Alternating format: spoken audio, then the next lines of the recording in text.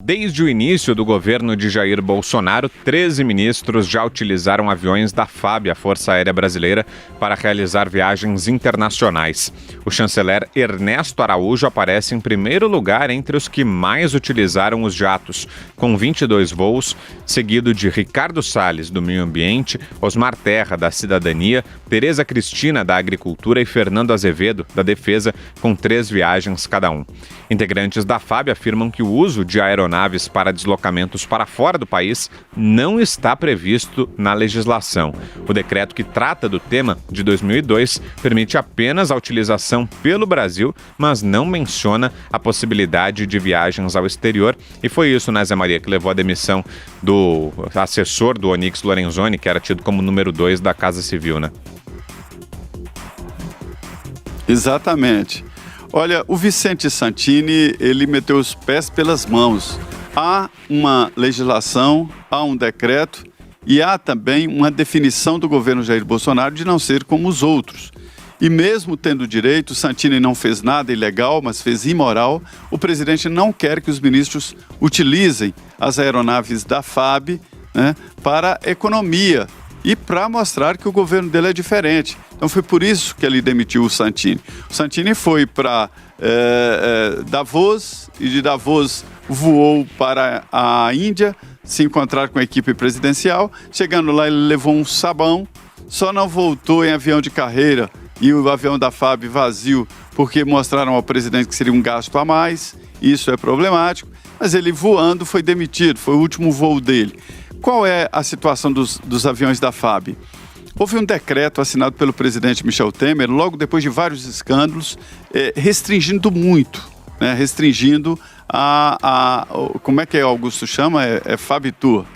Restringindo muito. Então ficou da seguinte forma o decreto, que o ministro, né, o ministro do Supremo, presidentes da Câmara e Senado, quem tenha status de ministro aqui, ele pode requisitar o avião da FAB para trabalho, exclusivamente para uma atividade de trabalho, mas também em caso de emergência médica ou de segurança, né? Então são essas as condições. Agora, mesmo em trabalho, se alguém vai a um país, por que não?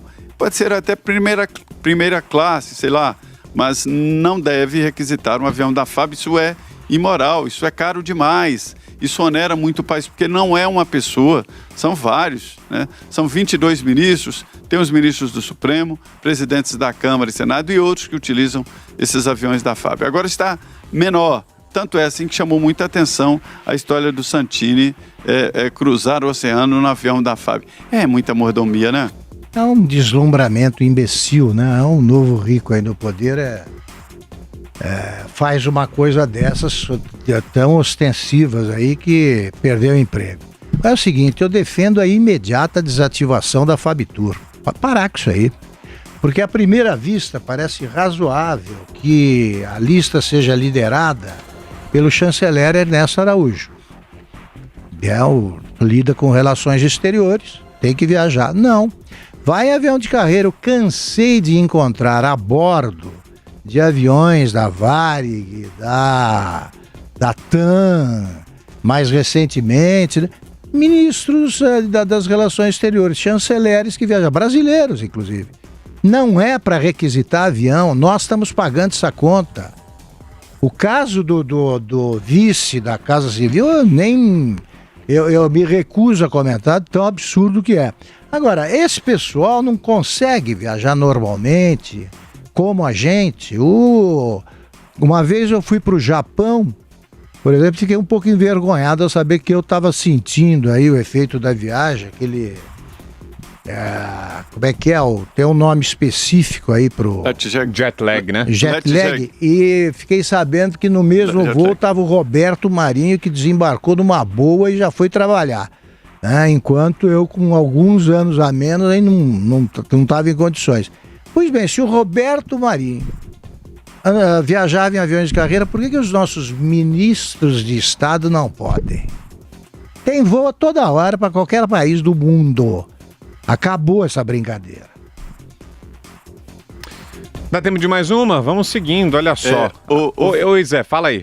Ô, Vitor, Ô Vitor, eu vejo isso como uma doença nos entes públicos e presto muita atenção e sempre prestei.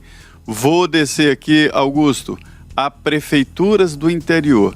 Prefeituras pobres, com dificuldade financeira. Você vai lá, olha o carro do prefeito, é um carro excepcional, um carro de passeio lindo, caro, e eles não têm vergonha.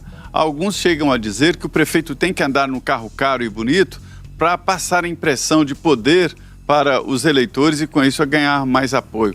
É outra situação, a gente guardadas as devidas proporções, mas é a mesma coisa, uma cidade de um orçamento baixo ter um carro de luxo custando 280, 300 mil reais.